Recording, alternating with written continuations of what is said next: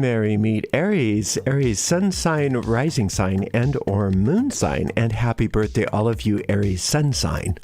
This is a 2-week reading for all you Aries starting today, the 8th of April 2023, going out to all the Aries. Whether you're watching live or on a restream, and we are streaming live on YouTube and on Twitch. Moderating today on YouTube are the lovely Honeypaw and the lovely Lieri, and moderating on Twitch is the lovely Heather. So thank you so much, moderators, and thank you, Aries and friends of Aries, for joining us today. This is the Magic of the Tarot by Liz Dean that I'm reading with today, and I've already purified with this beautiful lavender by Provence Santé. And this 2-week reading is going out to you, like I said, whether you're Aries sun sign, rising sign, or moon sign, and whether you're watching live or on a restream. So that does end up going out to a lot of Aries. So if for some reason it doesn't seem to apply to you, it's probably not meant for you. In that case, just disregard the reading. Don't try to force things. And you can check out the zodiacal readings for your other signs, sun sign, rising sign, and or moon sign. Now, it's easy to access all of those replays right from my website. They're super easy to find. ariels-corner.com/zodiac. That's arielscorner with a hyphen.com/zodiac. I'd just like to remind everybody that I don't read with card reversals. Oh, before I say that, if you're watching on a restream, make sure if you don't feel like watching all of this shuffling, just use the little chapters in the YouTube description, and you can fast forward right through it. Anyway, I don't use card reversals, so if you see me flipping cards right side up, it's just my style of reading. All is well, I promise.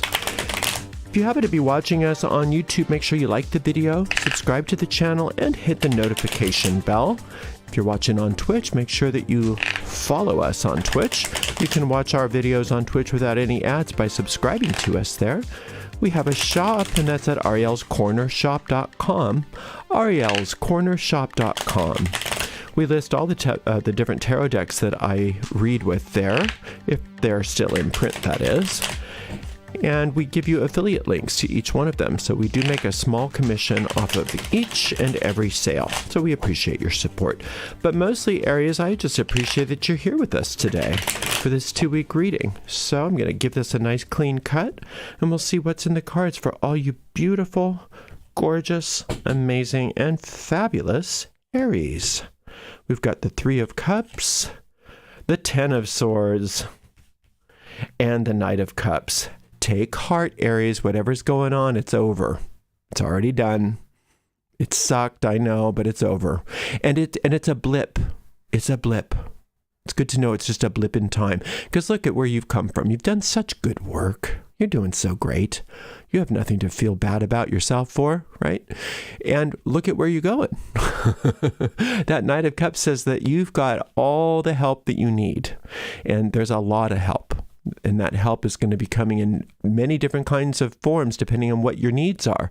And you can rely on the universe to send you the help that you need in whatever form is the most appropriate. Sometimes that help will come in the form of people, assistants, teachers.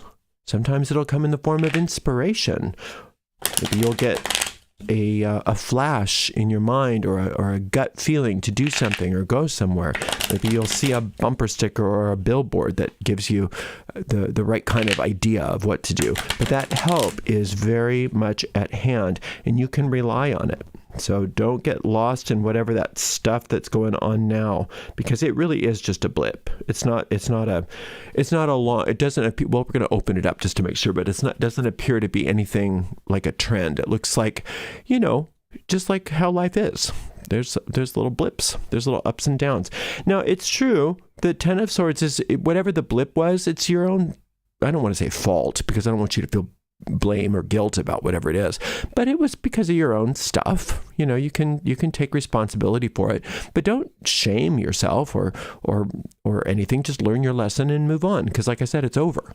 Whatever it is, it's over. So just learn your lesson so that you don't have to go through whatever that was again, and let it go. We've got a 2 of Cups. We've got a Justice card. Oh, I love the Justice card. And a 2 of Swords. Okay, so we've got my favorite 2 and my not so favorite 2.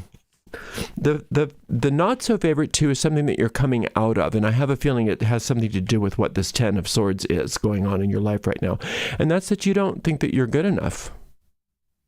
I know that you think you're good enough sometimes, but you don't, and it's time to get over that. It's time to get well, you have both going on at the same time. That's the problem. There's that conflict, but this not good enough is just an old tape. It's not true. You know that. You know that I'm telling you the truth. You know that you're more than good enough, that you've got everything that you need to have a wonderful life. You do great work, obviously, or this 3 wouldn't be here. You've got excellent karma. There's nothing that seems that you wouldn't do to be of help to the universe, and to really lean into doing what you're here to do and what you're here to accomplish. That 3 of Cups is very clear on that. And this 3 of Cups is also reminding you that you need to celebrate, and you need to acknowledge yourself, and you need to have some fun. And this 2 of Cups is that old tape that you have that just seems to like kind of go on a loop in the background, that you're missing something, that there's a missing piece, that you're not complete, that God messed up with you. And that's where you get these kinds of manifestations. So look at these manifestations that have happened or are happening right now, and realize, like I said, it's just a blip. It's not a long-term thing, but follow it back, reverse engineer it, and say, I got you, sucker. I'm letting go of this thought form. Do a psalm or do a spell or do a meditation or something to just get rid of it, to turn that tape off, to erase that tape, because it's no longer, it might have, see what these things are, is these are ancient coping mechanisms for many of us that we developed as little children. And so they seemed to help us back then, but they were nothing other than what psychologists like to call magical thinking. And what we call magical thinking from psychology is very different from magic, what we call magic in the practice of magic. It's almost antithetical. It's this idea that, that if I do this, then this might happen, or this is going to protect me. All of these little rules that we kind of came up with when we were little. And then when we grew up, nobody helped us to let go of those things. And so we just forgot that we had them. And it's sort of like if you wear cologne, after a while you don't smell it, but everybody else does, it's the same thing. It's just that it's just always there in the background. So that's why it's good when things come up like this, because it helps us to say, well, let's look back and see what is that tape or that thought form that is causing this, and let's delete it. Let's delete that file, right? Because it's not enough for me to tell you you are good enough, Aries, because you know that intellectually. It's not like you have low self-esteem. It's just that sometimes we as a species can get kind of lazy about our thinking, and we don't really notice what we're thinking. And so that's okay, but that's why we have occurrences in our lives that come up, so that we can say, well, again, we're not blaming the victim. We're not saying that you're to blame for everything that's going on. But what part of my mind does permit this? What part of my mind does like to put me in these situations? What thought systems are active in my life? And let's delete those. Let's delete those. And the good news is you don't have to be, searching and digging and going through analysis to get them. You can just say, all of the thought forms which are contributing to this experience are now released. And then you get involved with some kind of work with a higher power to make sure that that's the case. Now, for you, this higher power is in this guise of this goddess of justice. Isn't that nice? So this injustice here, which may, for many of you, happened a long, long time ago. But see, the injustice that happened, like I said, maybe even when you were a kid. Now, not always. For some of you, it might have been when you were an adult. But it made you think badly about yourself. It made you think poorly about yourself. And it wasn't your fault. It wasn't your fault. You didn't. It's like you were this defenseless being, and something happened. Some kind of abuse or something happened, right? To make you say, "Oh, I guess I deserve pain," or "I guess I'm not good enough," or "I guess I'm missing something," or "There's something wrong with me," right? That's where that started. It wasn't your fault. It was your coping mechanism. And what do I do to make myself good enough, And then it's like we get all kinds of weird stuff that we start doing to try to make, ourselves be good enough. A lot of times it's this parental disapproval syndrome. It's just like everything we're doing, we're trying to get daddy to love us or get mommy to love us or whatever it was. So, and we don't know that that's what we're doing. It's not obvious to us that that's what we're doing because it's just using that cologne analogy again. We don't even notice it's there.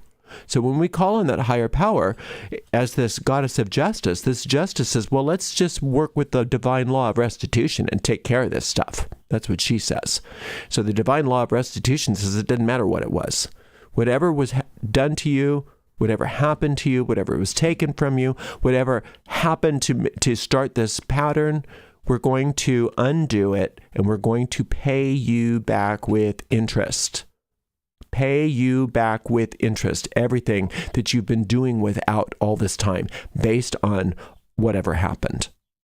Now, for some of you, there was grave injustice that you can point to and say, yes, I deserve restitution. But for a lot of you, most of you, I think you don't even realize the injustice that was heaped upon you because it wasn't clear that it wasn't you. All of this stuff that you might have been blaming yourself for all these years, it had nothing to do with you. It had nothing to do with you. And it was an injustice that was heaped upon you. So you can't do anything about that, but she can. She can. And then what we do with that is when she goes back, when this divine law of restitution goes back and undoes your past so that you then get what you do deserve and heals that, then it becomes your responsibility from then. No, it wasn't your fault, but now it's your responsibility to keep your mind clear and focused. So it's teaching you that if you're not meditating on a regular basis, it's not that you're bad. It's not that you should feel bad about yourself. It's just that you're not going to be able to optimize all of this that wants to happen for you, because you're not going to be taking control of your mind. So you'll allow yourself to kind of get back into those old grooves. So you're being encouraged to take up some sort of daily meditational practice. And no one can tell you what that is but you. But if you don't know how to meditate, you may want to check out my Magic Minute. And it's a wonderfully easy technique of meditation that you can build up over time, little by little, so it never feels too hard for you. But even just 60 seconds a day of this is going to make a huge difference in keeping your mind sort of tuned up so that you don't get back into whatever this was again. But it's good that this came up. It's really good that this came up because it's enough for you to call upon that divine law of restitution to make things right again. I have a meditation based on this justice card that you may want to take a listen to sometime over the next couple of weeks. And it's called Invoking the Goddess of Restitution. And I want to just make sure that you realize that you are very amazing.